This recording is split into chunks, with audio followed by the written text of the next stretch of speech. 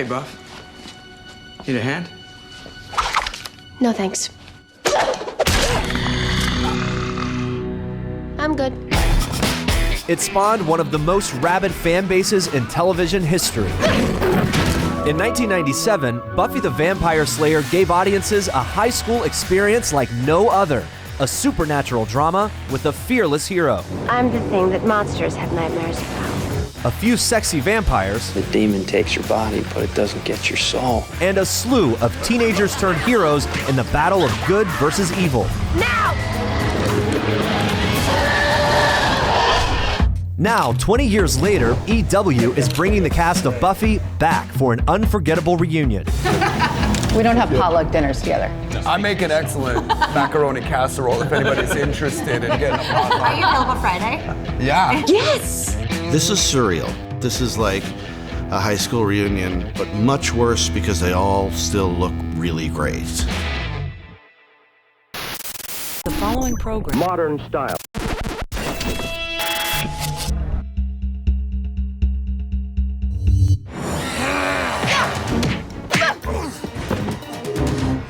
We haven't been properly introduced. I'm Buffy, and you're history. The story of Buffy the Vampire Slayer began back in 1990 when 26-year-old TV writer Joss Whedon came up with a twist on the typical horror movie. Joss Whedon got his start as a writer on Roseanne and the short-lived comedy Parenthood. But really his first big break was when he sold the screenplay for the Buffy the Vampire Slayer film. It was the first screenplay I ever wrote. It came from my love of horror movies and my love of telling people how they should change what they're doing, because I felt very upset about the horror movies killing all the girls, particularly the blonde party girl. I was like, what's that deal? So I had the idea right out of college.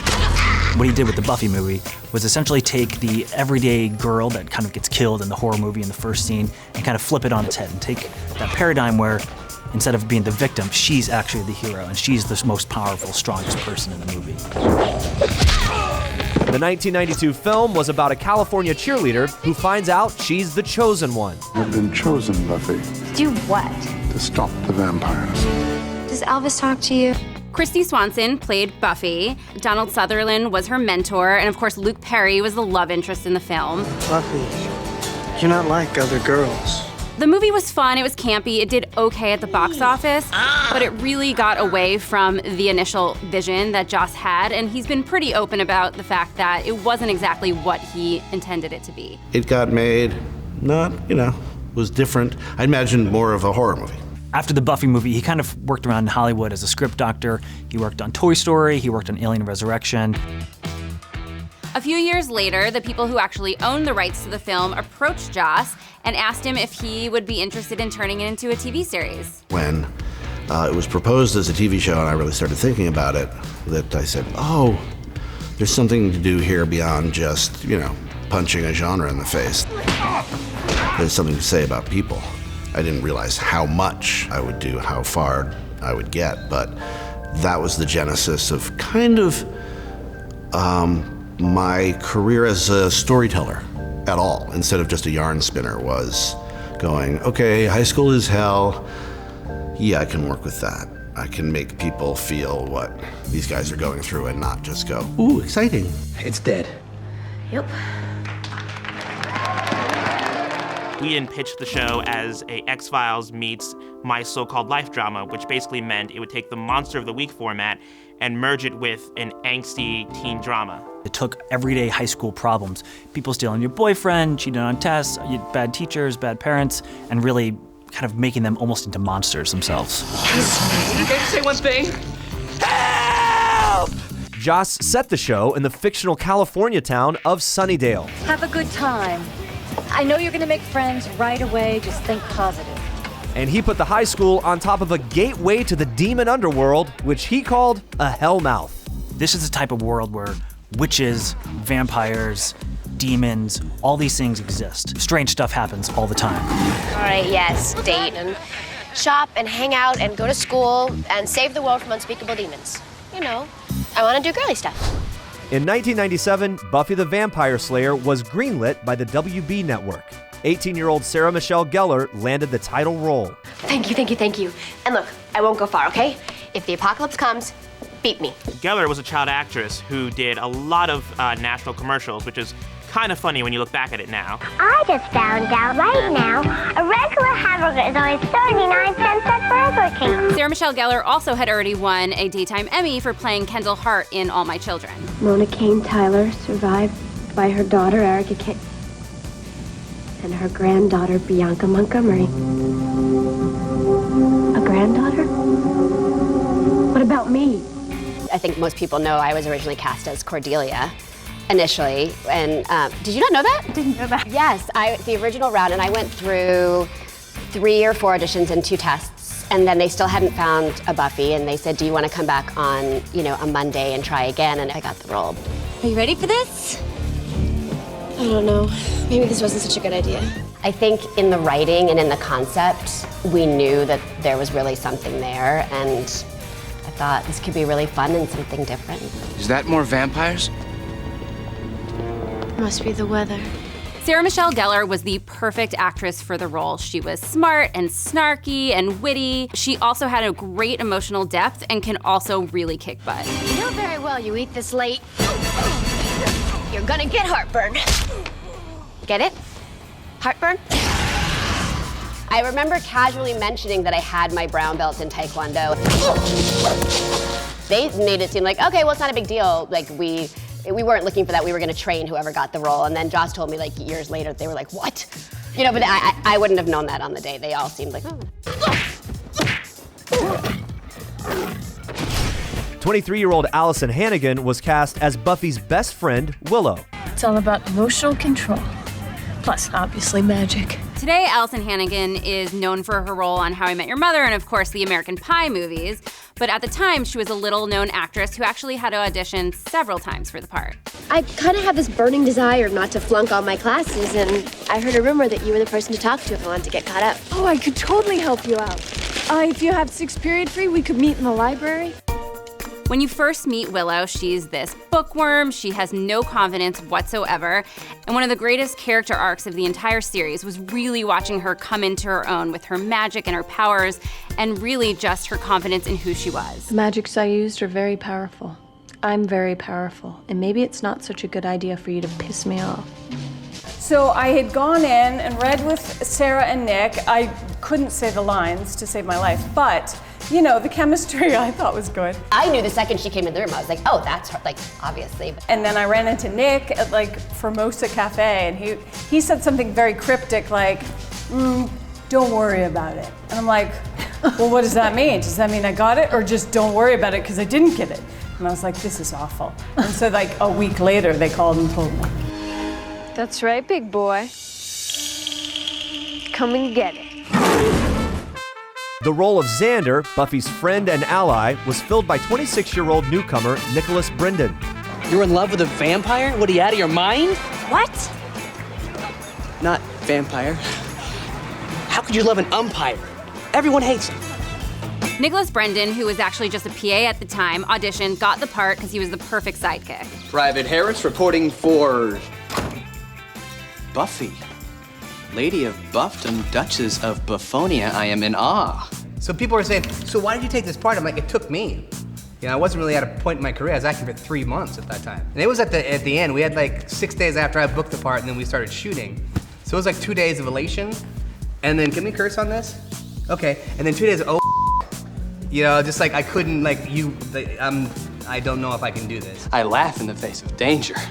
Then I hide until it goes away.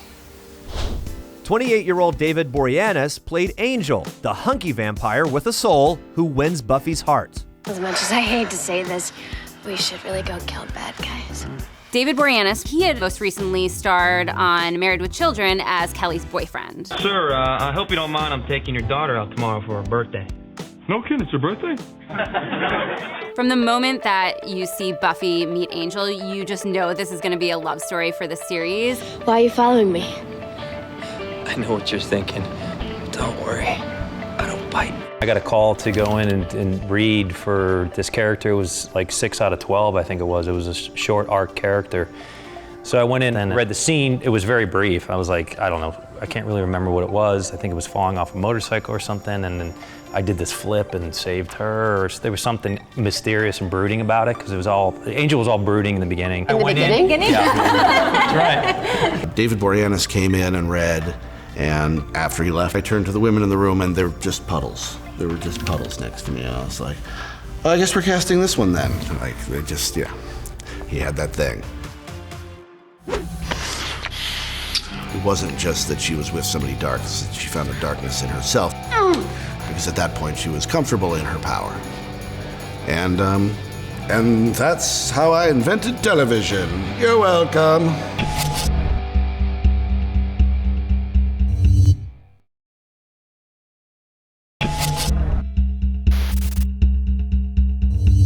I'm up, Mom.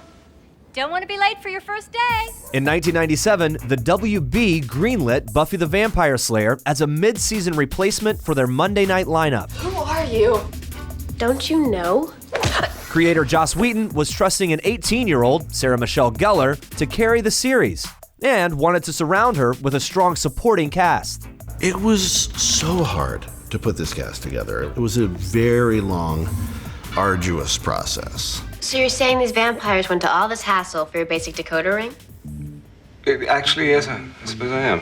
Buffy's success as a Slayer depended on the guidance of her mentor, Rupert Giles. 43-year-old Anthony Stewart Head landed the vital role. Into each generation, a Slayer is born. One girl in all the world, a chosen one born with a strength and skill to hunt the vampires, to stop the spread of their evil blah, blah, blah. I've heard it, okay? Being British, you'd think Anthony Stewart would have been in tea commercials, but actually he started a very famous coffee commercial. Just imagine if you hadn't run out of coffee. Just imagine if you hadn't had Taster's Choice. Giles is part of this order, and he's a watcher, and his job is to kind of watch over Buffy and the Slayer and to kind of help guide her and really be her mentor and help her out through her struggles. As the Watcher, Giles was the father figure of the entire series, but certainly to Buffy. I was raised by teachers, and my mom taught at my school, where I went for 10 years, so I always had an insight into the fact that they were just as tortured as we were and working much harder. That's why Giles was such an important character for me. 27-year-old Charisma Carpenter played the sharp-tongued Cordelia. I love the hair. It just screams street urchin. Of course, in every high school, you have to have the queen bee, and in Sunnydale, that was Cordelia. Somebody is after me. This is all about me. Me. Wow, for once she's right. Cordelia began the show as the typical mean girl, but over time, the show revealed her depths, and she eventually became an ally to Buffy after Buffy saved her. You did it. You saved us. I've never been so happy to see anyone in my whole... You guys. I just hate you guys. My character, Cordelia, grew so much and became more fleshed out and more human and understood pain of the world and what her purpose was. And then she grew and got to be more likable and lovable. Right. Now I'm going to be stuck with serious thoughts all day. After Angel left the series for his own spin-off, Buffy developed another vampire crush in season 5. 38-year-old James Marsters played the polarizing bad boy, Spike. Well, that's a boatload of manly responsibility to come flying out of nowhere. What's the matter, Slayer? You're not feeling 100%? James Marsters did theater before this, but this was really his first big role. And also, not British. He's from Texas. Blew my mind. I just told my agent, no, I'm not going to do that. I saw the movie. That's ridiculous. I'm not going to be in that. But they said it was Tuesday night, and they said it's on, in about 15 minutes. Why don't you watch it and call us back after the show? And then 15 minutes into watching you guys, I was like, get me on that show. Yeah. When you first meet Spike, he is hardcore evil. Come on, people. This isn't a spectator spot. And then as you get to know him more and he gets a bigger role in the show, it's more of a gray area. And once he starts to interact with Buffy more, he really falls for her. He really fights to get a soul back because he thinks she might like him that way. Take me out of a world that has you in it. Just kill me. I wanted to talk about an unhealthy relationship. And it was borderline abusive till it actually became abusive on both sides. It wasn't just that she was with somebody dark, she found a darkness in herself. This has to do with the consequences of power, because at that point she was comfortable in her power. And And that's how I invented television. You're welcome.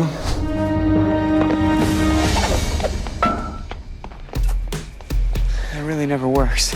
23-year-old Seth Green was already a seasoned actor when he landed the role of Oz, the guitar-playing werewolf. At the time, a lot of people knew Seth Green from the Austin Powers movies as Dr. Evil's son, Scott. So, what do you want to do, Scott? I don't know. I was thinking I like animals. Maybe I'd be a vet. An evil vet? No. Maybe like work in a petting zoo. An evil petting zoo? You always do that! Oz gets into a tickle fight with his little cousin, who turns out is a werewolf, and bit him. I wanted to ask you something. Is Jordy a werewolf? Uh-huh. And how long has that been going on? So Oz became a werewolf. Willow actually discovered that he was a werewolf while they were dating. This was the first time I got to play like a real romantic lead that wasn't like a novelty joke, kiss of the girl kind of thing. And now we're probably just gonna die, and I'd like to feel that maybe you would...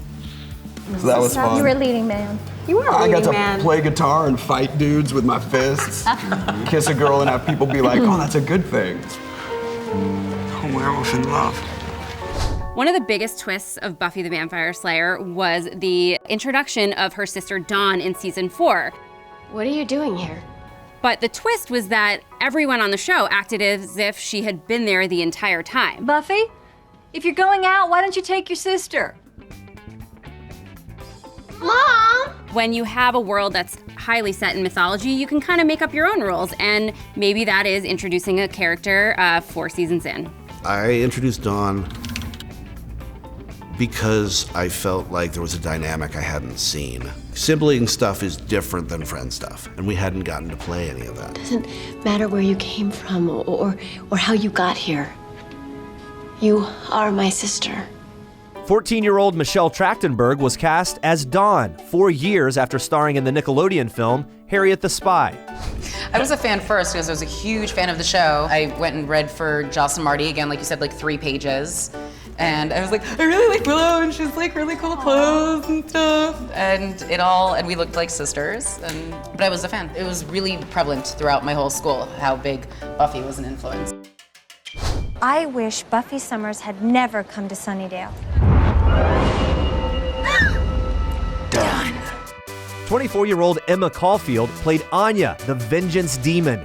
She's 1,000 years old, and she grants wishes to women who are scorned in some way and want vengeance on some guy. And also my favorite character.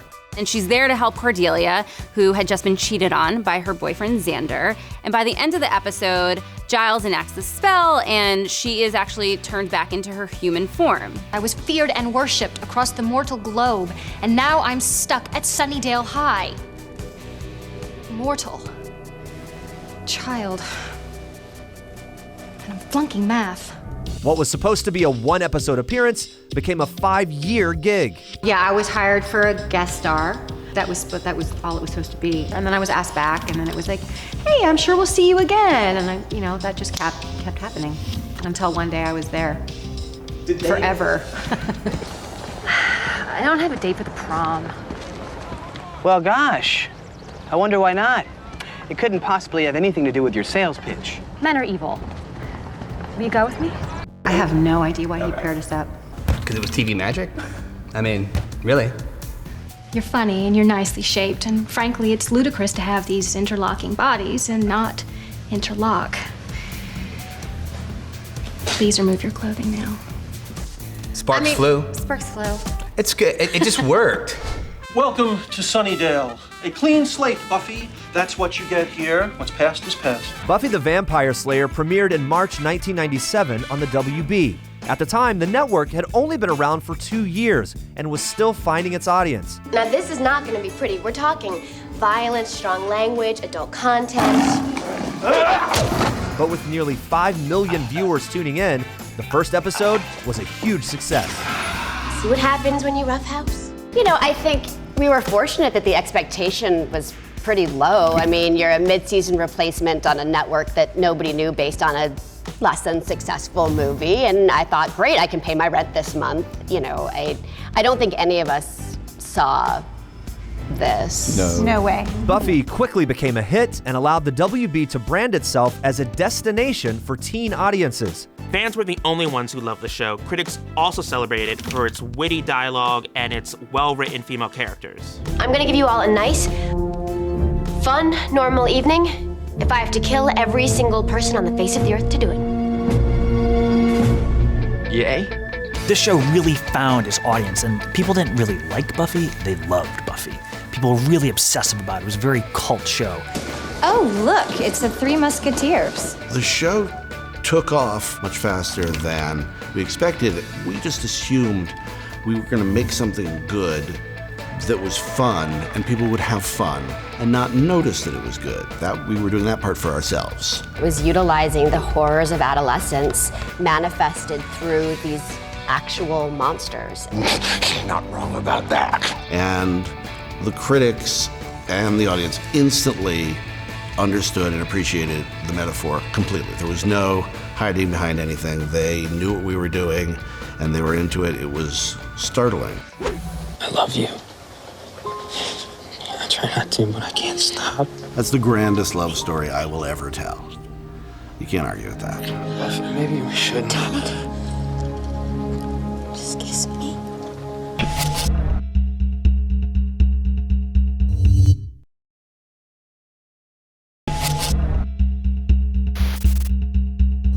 Guys, take a moment to deal with this.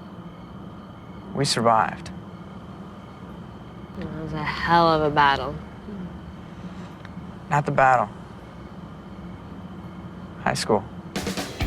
Buffy the Vampire Slayer premiered in March 1997. The show was an immediate hit, largely because creator Joss Whedon gave audiences something they'd never seen: a snarky, supernatural coming-of-age drama set in high school. Now that was fun.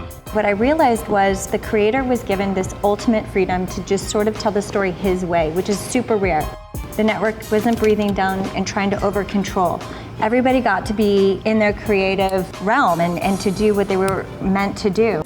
Critics and audiences alike, they really were quick to realize that this wasn't just some freak of the week show. This was a show that had depth, that had layers, and had a really clear tone and voice that was unique to TV. The show was really revolutionary for its time. It mixed genres, it was tongue-in-cheek, it was smart. No weapon forged can stop me. That was then. This is now. What's that do? Buffy was really built around this strong female character, but what the fans ultimately were drawn to, besides the mythology and this fantastical world, was how much it was really speaking to them. It celebrates all these important things like being young, evolving, becoming yourself, having friends, the relationships you have with your family, defining yourself, what's your purpose. You're running from your purpose and then facing it. There's a lot of loyalty. I think it's all very positive. Buffy, what is going on? One of the great things about the show is that it really linked these real-world problems to supernatural storylines. Mom, I'm a vampire slayer. When Buffy finally admits to her mom that she is a slayer, it was very much like a kid coming out to her parents that they're gay. Honey, are you sure you're a vampire slayer? There's even a line that her mom says where, "Have you ever tried not being a slayer?" I mean, have you tried not being a slayer? Buffy's mother, Joyce Summers, was played by 42-year-old Kristine Sutherland. I think one of its biggest themes was that in the beginning, just in terms of maturity, the world was black and white, and what was evil and what was good was really clear. And as Buffy grew up, the world became much more gray. Adulting is hard. Yeah, yeah. It's because you didn't have a strong father figure, isn't it? It's just fate, Mom. I'm the slayer. Accept it. Buffy was also one of the first network shows to depict a romantic relationship between two female characters. There definitely hadn't been a character that had been on a show from the beginning. Right. Perhaps there was like, here's a special character that we're introducing, that's the gay character. But this was a character that was from the beginning, and you got to see the journey. So that, I think, was very groundbreaking. Willow, I know it's late, but I thought maybe, if you still wanted to do something. Willow had boyfriends, she dated Oz, but really nothing had clicked until she met Tara. I'd have to be your anchor. Keep you on this plane. I trust you. It's not like anything that we've ever... I trust you. Tara was played by 23-year-old Amber Benson. This is Tara. Hi. It was a beautiful relationship, and it wasn't gratuitous. It wasn't about two girls making out. It was about two people who both happened to identify as female, who fall in love. They were good to each other. They treated each other well. A normal relationship. You normalize it. You make it okay, because it is okay. Yeah, the fact that it was such a really a non-issue was so great. Exactly. You know, and that's how it should be. Come on, I want you to meet him. Tara came into the narrative because I was like, how do you follow Seth Green? Well, she's in college, so maybe she finds a girlfriend. If you wanted to try out some spells with it sometime, I wouldn't say no. That was an important thing for people to see, but I wasn't thinking about them. As much as I wanted to make a feminist show, I really missed a lot of what was going to be important about the show. We just did it because we thought that was what you do. Life goes by so fast. If you don't write stuff down, it just gets lost. And I want to remember. Done every last bagel. Down to every last everything I do with you. We got a lot of letters. I think there were a lot of young people who felt very isolated. And to see two characters on a television show be accepted by a group of peers changed the game. We're saying that, like, if you find somebody to love, you're just lucky. It doesn't matter the gender, the sex, the whatever, you know. If you find somebody who gets you and you get them, you are so lucky. I got so lost. I found you. I will always find you. Relationships were always a part of the show, but when it came to Buffy, you were either Team Spike or Team Angel. Where are they? Spike was always the bad boy, but with Angel, he's a different kind of vampire. He's brooding and sexy and has some sensitivity. I worry about you. It was always about will they or won't they end up together. I worry about you. I get a hard time for this because I have an opinion as Buffy, okay? I'm not picking between James and David, people. People ask me who I thought Buffy's ultimate, and so I get a lot of hate and a lot of death threats. And serious, like, I don't like answering this question. Take the fifth. Take the fifth. Tough. Wow. So what is it? There was something so beautiful about, to me, about the Buffy and Angel story. This is about Buffy and Angel. Listen, I'm on the same page. I adore James. I'm a little upset right now. I just said, I said you. I said So you. nice I of picked you. you. Thank you. Where's the rose? There's I know. find a rose. I think that Spike understood a different part of who Buffy was, and I think she needed to understand that and discover that. But for me as Buffy, I think Angel. Not Sarah, James, David. Are you going to bed? In a minute. You know, I'm split right down the middle. Because in terms of a long-term relationship, Spike's kind of your guy. You know, he actually went and got a soul because of her, and he was evolved in a different way. You got your soul back. It's what you wanted, right? But Angel's Romeo. I love you. I try not to, but I can't stop. Me too. Can't either. You can't argue with the one that that is the first, that is the most important. That's the grandest love story I will ever tell. You can't argue with that. Buffy, maybe we shouldn't. Just kiss me. I was like, I had no idea that I could be such a dick. You got a lot to learn about men, kiddo. Although I guess you proved that last night. As a writer, you're like, oh, this pen is full of evil. I love it.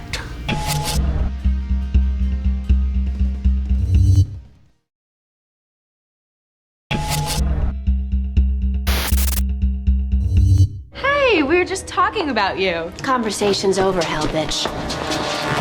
For 6 years, loyal fans tuned in to watch Buffy battle the underworld. But viewers were equally obsessed with her love life, especially when it came to Angel. What are you afraid of? Me?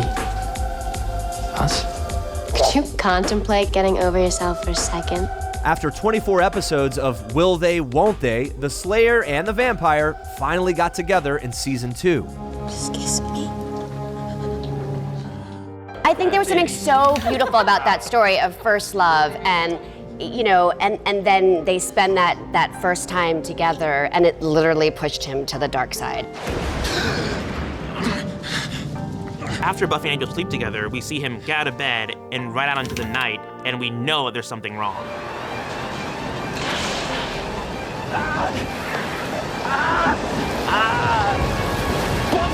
And it turns out that him sleeping with Buffy has turned him into Angelus, which was his original vampire form who did not have a soul. That episode where he turned, probably the most important episode in the history of the show. Oh no. Definitely changed people's perceptions about what we were doing, rocked people's worlds, but just even writing it. Writing the scene where he's just pretending he doesn't care. Yeah, like I really wanted to stick around after that. What? You got a lot to learn about men, kiddo. Although I guess you proved that last night. I was like, I had no idea that I could be such a dick. And it was powerful and beautiful. It was just, as a writer, you're like, oh, this pen is full of evil. I love it. Come on, Buffy. Sound like I've never been there before. Don't touch me. Should have known you wouldn't be able to handle it. I have a question that I am dying to ask. How many people knew about my death and when it was coming? You died? Oh my God, I gotta watch this show. Yeah. You knew? I know, and I tried so hard to talk him out. I was not happy about it. Hey, Mom. This episode's unlike any of the others, and it starts with Buffy coming home, Mom? and she's looking for her mom around the house, What are you doing? and you see that she's dead. Mom? Her death was really unexpected and sent shockwaves everywhere. Mom! We find out that Buffy's mother died from a brain aneurysm, which was very shocking to see someone die from something so mundane on a fantastical show like this. It's my mom. She's not breathing. Is she conscious? No, I can't. She's not breathing. Okay. That's one of my favorite episodes. It was. I remember Joss came up to me and said, "You know, I think I've written a good one, and I'm sorry, but you're not in it." And I said, "Yeah, I read the script, and Spike doesn't want to be within 100 miles of that." I don't understand how this all happens, how we go through this. I mean, I knew her, and then there's just a body. The moment she had in the body, where she gave that monologue, to me is one of the best moments in the whole show. She brought this humanity to it, and it was such a beautiful moment. It's stupid. It's mortal and stupid. And Xander's crying and not talking, and I was having fruit punch, and I thought, well, Joyce will never have any more fruit punch, ever. There's so many people all over the world who lost a parent and somehow were able to process, and it helped them. And that's like amazing, because it's really hard to lose a parent when you're young. The intent was to capture, I lost my mother when I was 27 in a car crash, and to capture just that first day, the sort of, the very sort of still trapped in amber, almost boring essence of grief. And it was not to provoke catharsis, it was not to answer questions, and of course it had, the exact effect that I was claiming I didn't intend to create. So many people came to terms with deaths that they'd experienced through that, and I realized that just trying to be honest about something small is going to do something big. She's gone. Which episode I always go back to, which I thought was going to be so cool. I always thought, I think you and I talked about this, I couldn't wait for the silent episode. Just a week of not having to learn lines. It was so hard. so It hard. was Exactly. Probably one of the hardest episodes we've ever done. Yeah. Was never so tired and physically exhausted. But Joss was so specific about direction. I mean, like every little moment. Nope, that was beautiful, but you need to do it half a second later than you did it. It was all planned with an inch. It was pantomime. The premise of the episode was a group called the Gentlemen, essentially ghouls, comes to town and removes everyone's voices. Some of them were beautiful, creepy. No one wanted to sit at lunch with them. I felt really bad. You're gonna die screaming, but you won't. In the end, Buffy relies on her dream to kind of figure out how to defeat the Gentlemen. And what she does is she destroys this box of voices. And she gets her voice back and screams, and that sound blows up the Gentlemen. As a fan, you were perfection in that episode. That's when I truly knew that I fell in love with the show.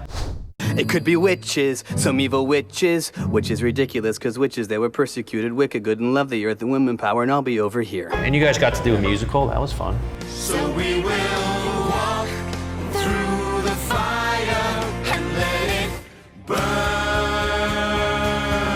Joss had this party for the cast, and eventually some people started singing.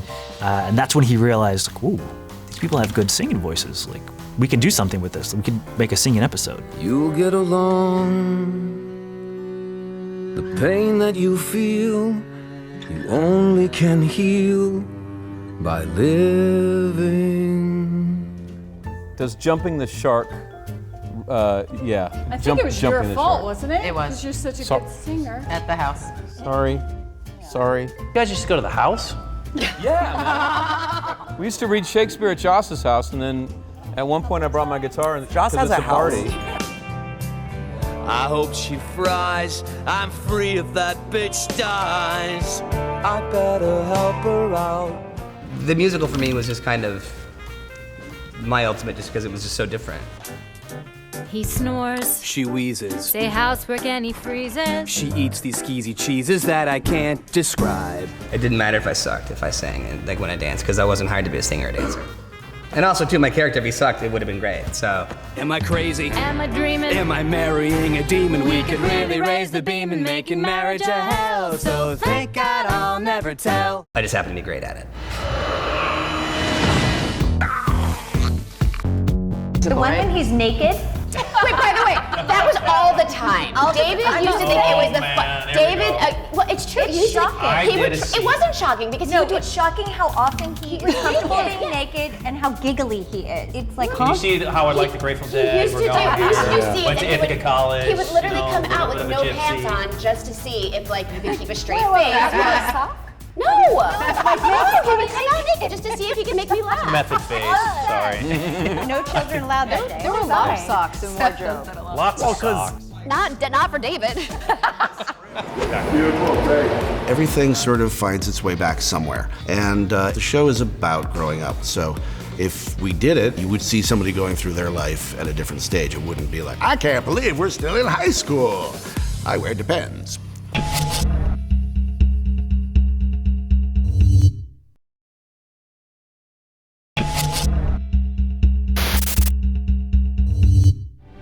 Brace yourself. During its 7-season run, Buffy the Vampire Slayer won critical acclaim and a rabid fan base. Are you ready to finish this? But on May 20th, 2003, after 144 episodes, the beloved series finally came to an end with one last showdown between the forces of good and evil. The series finale is actually still talked about as one of the best season finales and series finales of all time. I love you. No, you don't. So thanks for saying it. In the final battle with the enemy, Buffy finally says she loves Spike, but he rejects her. Now go! And Spike steps up with a special amulet and delivers the finishing blow. I want to see how it ends. And ends up sacrificing himself to save everyone.